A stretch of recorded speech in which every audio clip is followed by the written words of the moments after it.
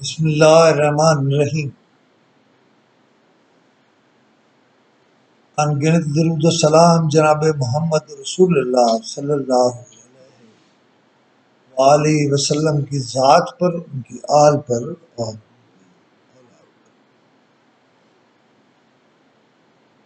میں سمجھتا ہوں کہ جو دن گزر رہا ہے پاکستان کے لیے مشکل دن،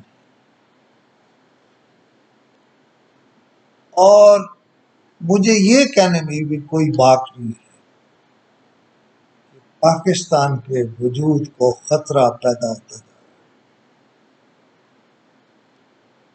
اور کوئی معجزہ ہی پاکستان کو بچا سکتا ہے۔ اللہ نہ کرے، میں نے تو کبھی پاکستان کے علاوہ اپنی زندگی، اپنے بچوں کی زندگی کے بارے میں نہیں سوچا۔ ہم تو کوئی مہاجر نہیں ہیں، اور مہاجر ہونا بھی خیر کوئی بری بات نہیں، لیکن ہمارے بزرگوں کی قبریں، دادوں پردادوں اور اس سے پہلے کی یہی ہیں، ہمارا جینا مرنا پاکستان کے ساتھ ہے۔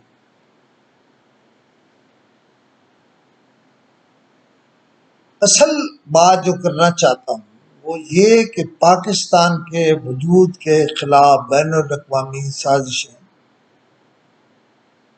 بہت تیزی سے اور چپکے سے شروع ہوئی۔ پہلی بات تو یہ ہے کہ آپ یعنی ہم بینکرپسی کی طرف بڑھ رہے ہیں، اور اس کے نتیجے میں جب ہم سے ہمارے ایٹمی اثاثے لے لیے جائیں گے تو اسرائیل کو بھی ہم سے منوایا جائے گا، اور اس پر کام شروع ہو گیا ہے۔ لیکن میرا ایک سوال ہے، اور سوال اس ملک کے پڑھے لکھے اس ملک کے باخبر لوگوں سے، یہ فرمائیے سعودی عرب، یو اے ای، قطر، ملک گرتے جائیں، سب ہمارے برادر اسلامی ملک ہیں، لیکن کوئی ہمیں پیسے دینے کو تیار نہیں۔ اس کا مطلب کہ انہیں اشارہ ہو گیا ہے کہ انہیں پیسے نہیں دینے،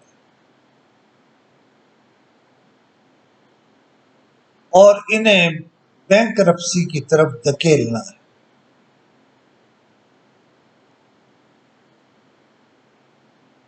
یہ کوئی ایک دن کی کہانی نہیں، سال ہر سال کی کہانیاں ہیں، سال ہر سال کے قرضے ہیں، سال ہر سال کی امانتیں ہیں۔ معاف کیجیے گا، مجھے تھوڑا آج نزلے کی شکایت ہے، اس لیے مجھے ٹیشو پیپر کا استعمال بھی کرنا پڑ رہا ہے۔ بدتمیزی ہے لیکن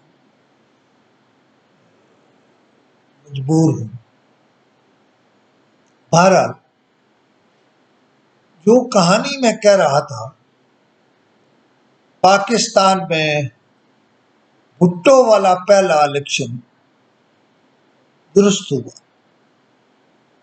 اور اس کے بعد بھٹو صاحب نے بھی جو الیکشن کرایا اس میں داخل، اور سال ہر سال کے اس سفر میں پاکستان کمزور ہوتا چلا گیا۔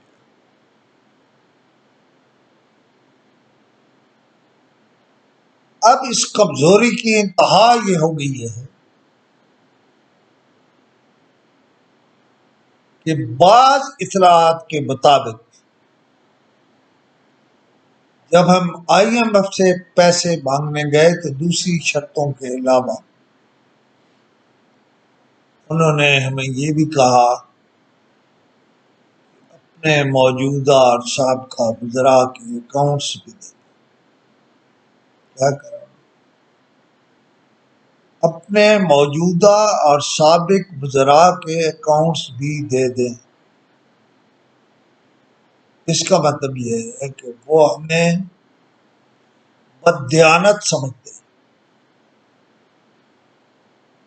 آپ مجھے بتائیے، میرا تعلق ہے ملک ریاض سے.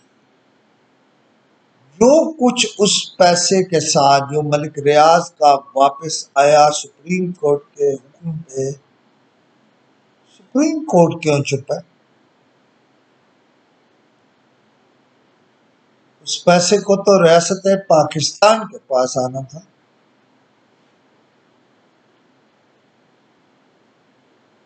اور عمران خان وضاحت کریں، یہ جو 4-5 وزراء نے پریس کانفرنس کی ہے، عمران خان کو مسٹر کلین سمجھا جاتا تھا اور سمجھا جاتا ہے، لیکن کل کی پریس کانفرنس میں جو نکات اٹھائے گئے ہیں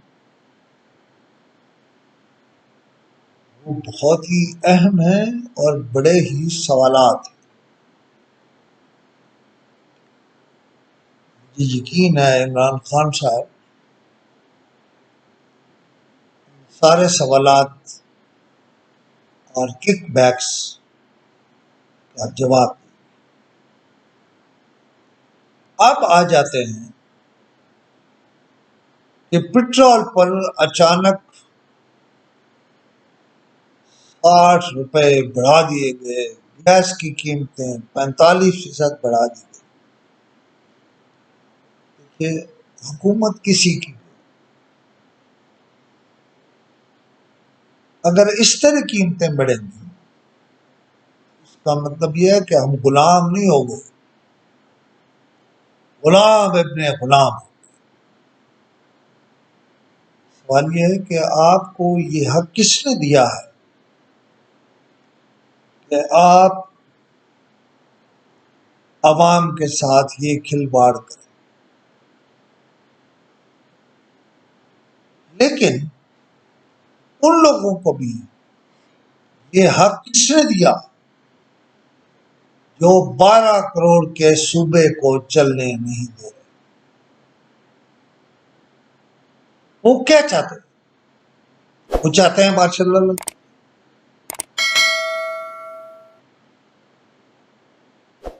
تو آوازیں دے دے کے کہہ رہے کہ آؤ ماشاء اللہ لگاؤ. یہ تو فوج ہے جو ان کی بات نہیں مانتی. لیکن 12 کروڑ کے عوام کے صوبے کا بجٹ اگر منظور نہیں ہوگا تو صوبہ کیسے چلنا ہے؟ پاکستان کا سب سے بڑا صوبہ. پھر دوسری طرف واپس دیکھیے، آپ مسلم لیگی ہیں، قائد اعظم رحمۃ اللہ علیہ اور علامہ اقبال کے جانشین ہیں. ولید اقبال کا چکر تھا نا. آپ نے کس چکر میں مصور پاکستان علامہ اقبال رحمت اللہ علیہ کی بہو کے گیٹ سے چھلانگ لگا کے یا گیٹ کو ٹکر مار کر اسے کھولا؟ میرا مطالبہ ہے، میری درخواست ہے، آپ اپنی بھی کچھ رکھ لیجئے، ملک کی بھی کچھ رکھ لیجئے اور اپنی جماعت کی بھی کچھ رکھ. جناب حمزہ شہباز شریف صوبے کے چیف منسٹر ہیں، وہ کچھ نہیں کرے، صرف فون کرے اور محترمہ ناصرہ اقبال سے پوچھیں کہ وہ گھر پر ہیں اور کہیں میں آنا چاہتا ہوں. اور انتظار نہیں کریں. وہ اگر کہیں کہ میں گھر پہ ہوں، ان کے پاس جائیے، ان کا کہیے کہ آپ میری ماں ہیں، بڑی بہن. آپ کا تعلق ایک ایسے خاندان سے ہے جس کا پاکستان پر بے پناہ احسان.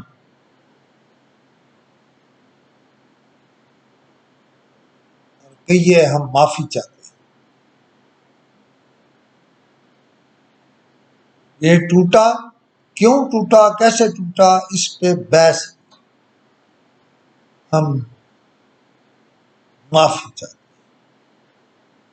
معافی، معافی اور معافی. جناب حمزہ شہباز صاحب، آپ کا قد اس سے بڑھ جائے. مسلم لیگ نون کا قد بھی اس سے بڑھ جائے.